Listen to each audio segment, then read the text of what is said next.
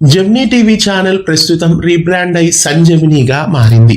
మొదటగా Gemini channel ని 1995 సంవత్సరం ఫిబ్రవరి 9న జెమినీ గ్రూప్ వాళ్ళు రూపొందించారు. ఆ తర్వాత సన్ నెట్వర్క్ కంట్రోల్ లోకి జెమినీ టీవీ వెళ్లిపోయింది. మొదటగా జెమినీ 1995లో ఒక లోగో, తర్వాత 1996 నుంచి 2026 అంటే 3 దశాబ్దాల పాటు ఈ లోగో కనిపించింది.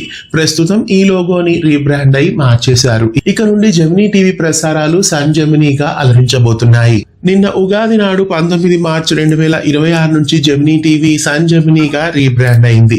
చక్కటి లుక్ తో, కొత్త గ్రాఫిక్స్ తో, కొత్త మాంటేజెస్ తో జెమినీ టీవీ కలకలలాడిపోతుందని చెప్పాలి. సన్ జెమినీగా మారిన జెమినీ టీవీ ఇక ముందు చక్కటి ఎంటర్టైన్మెంట్ తో, మంచి కార్యక్రమాలతో, సక్సెస్ఫుల్ సీరియల్స్ తో అలరిస్తుందేమో చూద్దాం.